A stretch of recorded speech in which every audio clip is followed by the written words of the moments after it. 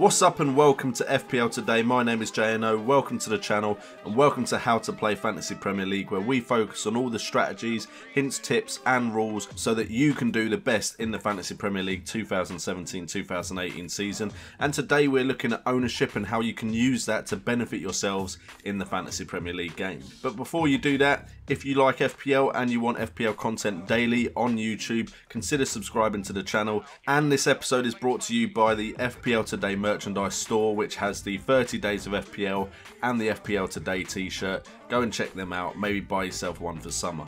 Anyway, we are looking at ownership today, and there's a reason for looking at ownership because yes, you can break the mold, break the trend, be a trailblazer, all those fancy catchphrases, but if you don't own players that are owned by the majority of players in the game and that player does well, then you're gonna be hurt in the rankings. But before we get too much into that, let's look at the basics of ownership. And the basics are, on the FPL website you can view players by percentage owned, and what it will show you is out of everyone playing the game, how many people have this person in their side.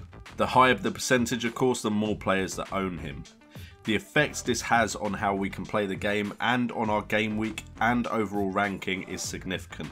If a player has high ownership, they become extremely important for a couple of reasons. And there's two strategies. You can either own him, and then if you own him, when he scores, you get the same points as everyone else gets. However, if you own him and he doesn't score, everyone else that owns him also doesn't score points.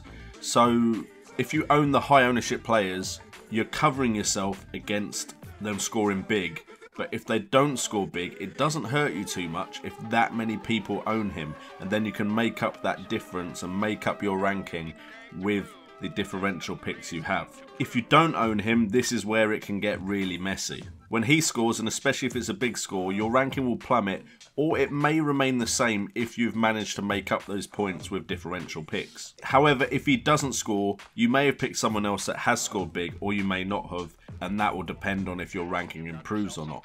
Now that all seems common knowledge, but if you actually look at the ownership and help that base your decisions, there's a couple of things you can do that should benefit you during the season. If you look at the high owned players and you see any player that you think could potentially score big, it may be worth bringing them in just to cover yourself, especially if they're a captaincy option, from getting a massive knockdown in your game week score and your overall rankings. For instance, when everyone has Harry Kane, if you don't have Harry Kane and he continues having a great season, you are just hurting yourself. So you can go and cover your bases with a couple of high ownership players. Maybe pick a player in each position, forward, defence and midfield, with high ownership players just in case they do really well. And of course pick the ones you think are more likely to do really well, and that will cover you, and then you can pick elsewhere to try and make up your ranking during the long FPL season. And what this does is it protects your rank, and the higher you are, the more likely you are you're going to want to keep your rank. So it all depends, of course. If you're suddenly at 3.3 million and it's half a season in, you may want to start looking for some big differentials just to make up those big points and climb up very quickly. But also, to beat some of those teams, maybe just having a high-owned player will help, because some of the players around you might not have them. The cons about this, of course, are if you ignore this, you could trailblaze it at the beginning of the season and absolutely dominate. There have been seasons where the big players haven't scored well at the beginning of the game, and those that look for other options get a good ranking right off the bat and then can start thinking about protecting their ranking as they're already high up the table. High ownership players can also take longer to raise in price. If you look back at my team value video yesterday, I kind of explained how players can go up in price.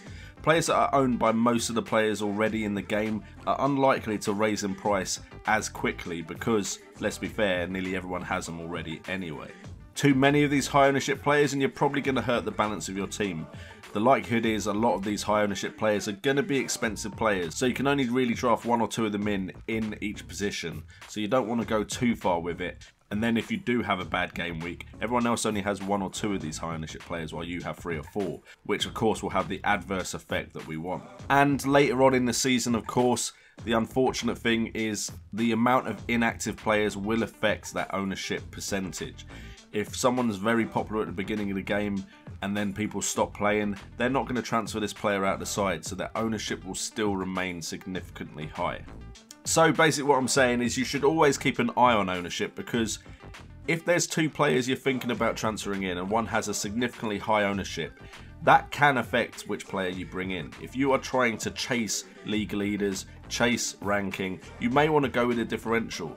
If you are trying to keep your score and keep your ranking as high as possible, as you've already kind of made it to the top half of the table or the top 10%, the top 1%, you may want to go with a higher owned player just to make sure you don't fall too far behind a lot of people around you that will probably have that same player. Now, I'm not saying use this as a full-on judgment. You should always, of course, use other stats around players to make your decision. But this is something you should consider, and it's something that a lot of the big players will look at to make sure they either improve or keep their ranking. Anyway, guys, thank you so much for tuning in to this episode. As always, the support has been incredible. I said it on the last video. We're now on day 12 of 30 days of FPL. We're still going strong. So thank you guys so much for your support. We are so close to 3,000. So thank you guys so much. What I'll probably do is a 3,000 subscriber video special where I do a Q&A or something and try and have some fun with that when I get time. Also, we may do a live stream over the weekend to celebrate it as well, so make sure you're around to enjoy that. It's been a roller coaster ride so far, and I plan on staying on the ride and not getting off all the way to the start of the season, so thank you guys so much. If you've enjoyed, hit that like button, consider hitting that notification bell and subscribing. I've been JNO, this has been FPL Today, and remember, it's all about the game.